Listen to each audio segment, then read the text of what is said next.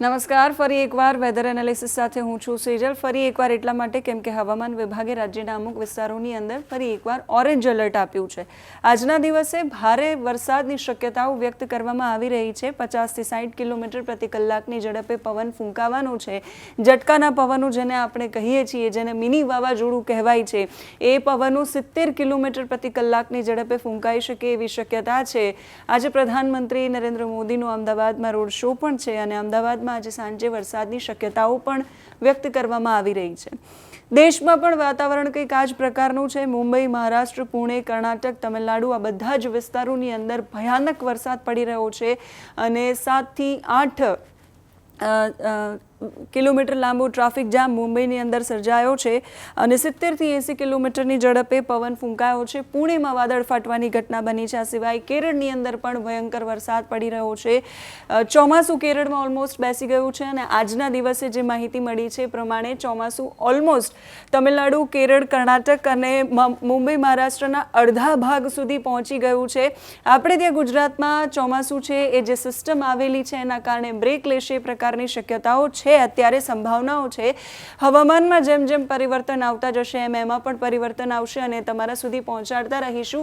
વિન્ડીની screen પર તમે જોઈ શકો છો કે મુંબઈ, મહારાષ્ટ્ર, પુણે આસપાસ જે અરબ સાગરની અંદર સર્જાયેલી સિસ્ટમ હતી એ સિસ્ટમના કારણે ભયંકર વરસાદ છે વિસ્તારોમાં પડી રહ્યો છે. ઘણા બધા વિસ્તારોમાં પાણી ભરાઈ ગયા છે અને વહેલી સવારથી લઈ અને અત્યાર સુધી એવો માહોલ છે કે વાહનોની અંદર લાઇટો ચાલુ રાખવી પડે છે અને ઘણા બધા વિસ્તારોમાં પાણી ભરાયા છે ઘૂંટણ સુધીના.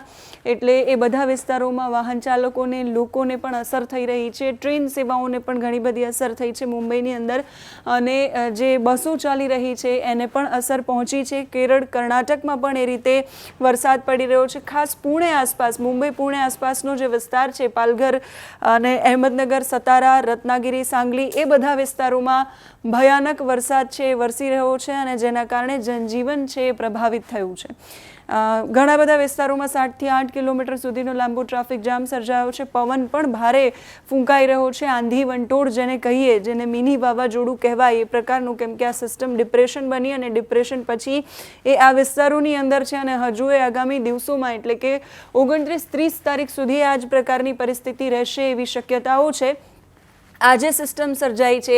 આ સિસ્ટમ અને મોન્સૂન ટ્રફના કારણે ગુજરાતમાં પણ વરસાદ છે એ પડી રહ્યો છે. અત્યારે જોઈ રહ્યા છીએ વિન્ડીની સ્ક્રીનમાં તો વલસાડમાં વરસાદ છે દેખાઈ રહ્યો છે.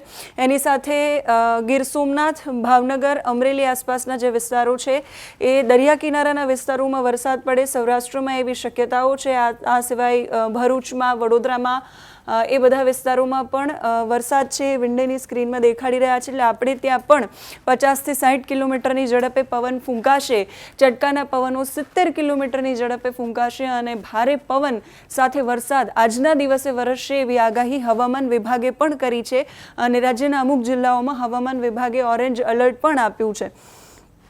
વિન્ડી શું કહી રહ્યું છે સૌથી પહેલાં એ જોઈ લઈએ. વિન્ડીની અંદર નર્મદા, તાપી, સુરત આસપાસના જે વિસ્તારો છે, ડાંગ આસપાસના, વલસાડ એ બધા વિસ્તારોમાં આ મોન્સૂન ટ્રફ અને જે સિસ્ટમ સર્જાયેલી છે એના કારણે વરસાદ છે એ પડશે એવી શક્યતાઓ છે અને ભારે પવન ફૂંકાય. જે રીતે ગઈકાલે અમદાવાદ, વડોદરા, સાબરકાંઠા, અરવલ્લી, મહેસાણા જેવા વિસ્તારોમાં થયું હતું એ જ રીતે આજે પણ ભારે વરસાદની શક્યતાઓ વર્તાઈ રહી છે. સિવાય સૌરાષ્ટ્રમાં બોટાદ, અમરેલી, ચોટીલા આસપાસના વિસ્તારો, ગીર સોમનાથ આસપાસના વિસ્તારોમાં પણ વરસાદ પડે એવી શક્યતાઓ છે. સુરતમાં પણ વરસાદની શક્યતાઓ છે આગામી દિવસોમાં અને હજુ આ પ્રકારનું વાતાવરણ 29 તારીખ સુધી આપણે ત્યાં પણ રહેવાનું છે.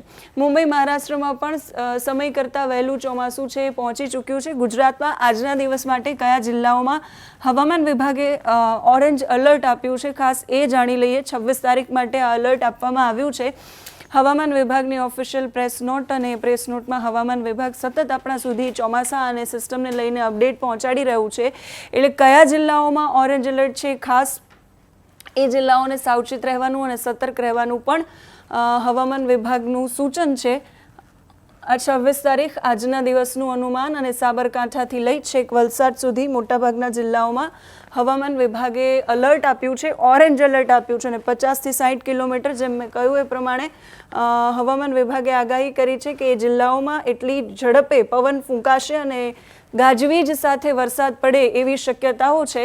એટલે સૌરાષ્ટ્રની અંદર સુરેન્દ્રનગર, બોટાદ, રાજકોટ, અમરેલી અને ભાવનગર આ જે જિલ્લાઓ છે ત્યાં ભારે વરસાદ પડવાની શક્યતા છે. મધ્યમથી ભારે વરસાદ છૂટાછવાયા સ્થળો પર પડે, ગાજવીજ સાથે પવન સાથે વરસાદ પડે એવી શક્યતા છે. એની સાથે સાથે સાબરકાંઠા છે, અરવલ્લી છે, મહીસાગર છે, પંચમહાલ છે, દાહોદ છે, છોટાઉદેપુર છે, નર્મદા છે, તાપી છે, ડાંગ છે, નવસારી અને વલસાડ આ જે આખો પટ્ટો છે એ પટ્ટામાં પણ વરસાદ પડે. મહારાષ્ટ્રની આસપાસ જે સિસ્ટમ છે એની અસર ગુજરાત પર થઈ રહી છે ને એના કારણે સાબરકાંઠા, અરવલ્લી, મહીસાગર, દાહોદ, પંચમહાલ, છોટાઉદેપુર, નર્મદા, તાપી, ડાંગ, નવસારી, વલસાડ આ જે બધા જિલ્લાઓ છે ત્યાં ભારે વરસાદ પડવાની શક્યતા છે. એની સાથે બાકી બધા કચ્છ, બનાસકાંઠા, પાટણ, મહેસાણા, ગાંધીનગર, અમદાવાદ, ખેડા, આણંદ, વડોદરા, ભરૂચ અને સુરત આ બધા વિસ્તારોમાં યલો એલર્ટ અપાયું છે. એટલે ત્યાં પણ વરસાદની શક્યતાઓ છે, પણ કમ્પેરિઝનમાં ઓછો વરસાદ પડશે. જે ઓરેન્જ એલર્ટ આપ્યું છે એ જિલ્લાઓમાં સૌથી વધારે અને ભારે વરસાદ પડશે ગાજવીજ સાથે.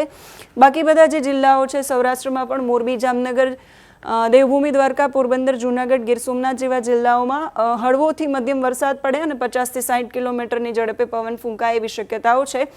આવતીકાલ માટેની હવામાન વિભાગનું અનુમાન છે એ 27 તારીખનું ઓલ ઓવર ગુજરાતમાં 40 થી 50 કિલોમીટરની ઝડપે પવન ફૂંકાશે. એની સાથે સાથે હળવોથી મધ્યમ વરસાદ આવતીકાલે પણ પડે એવી શક્યતાઓ છે. અને ત્યાર પછી 28 તારીખ એટલે પરમ દિવસે પણ ઓલ ઓવર ગુજરાતમાં 40 થી 50 કિલોમીટરની ઝડપે પવન ફૂંકાશે અને છૂટાછવાયા સ્થળો પર વરસાદ પડે એવી શક્યતા છે. અને પછીના દિવસ એટલે 29 તારીખ સુધી પણ એ સિલસિલો યથાવત રહેવાનો છે. 29 તારીખ સુધી પણ હવામાન વિભાગે ઓલ ઓવર ગુજરાતની અંદર યલો એલર્ટ આપ્યું છે. અને પછી 28 તારીખે અમુક જિલ્લાઓ છે જ્યાં એલર્ટ આપ્યું છે. બાકી ગુજરાતમાં ઓલ ઓવર વરસાદની શક્યતાઓ બહુ જ નહીવત છે, જેમાં સાબરકાંઠા છે, અરવલ્લી છે, મહીસાગર છે, દાહોદ છે, જ્યાં 28 તારીખે યલો એલર્ટ અપાયું છે. એટલે એ સ્થળોએ ભારે વરસાદની શક્યતા છે. અને સૌરાષ્ટ્રમાં અમરેલી, ભાવનગર છે જ્યાં ભારે વરસાદની શક્યતા 28 તારીખે છે. ત્યાર પછી 29 તારીખે હવામાન વિભાગનું અનુમાન એમાં પણ એ જ આગાહી છે જે 28 તારીખ માટે છે. અરવલ્લી, મહીસાગર, દાહોદ અને છોટાઉદેપુર, ભાવનગર અને અમરેલી આ જગ્યાઓ પર વરસાદ છે, ભારે વરસાદ પડે એવી શક્યતા છે. હવામાન વિભાગ જે પણ સિસ્ટમમાં પરિવર્તન આવી રહ્યું છે એને લઈને સતત અપડેટ આપણા સુધી પહોંચાડી રહ્યું છે. જે પણ અપડેટ આવતી રહેશે અમે પણ સતત તમારા સુધી પહોંચાડતા રહીશું. તમે અમારા સુધી એ પહોંચાડતા રહો કે તમારા ગામ, વિસ્તાર અને જિલ્લામાં કેવો માહોલ છે, કેવો વરસાદ છે, એ બધું જ લખીને કમેન્ટમાં અમારા સુધી પહોંચાડી શકો છો. અત્યારે આ વિડીયોમાં બસ આટલું જ. નમસ્કાર.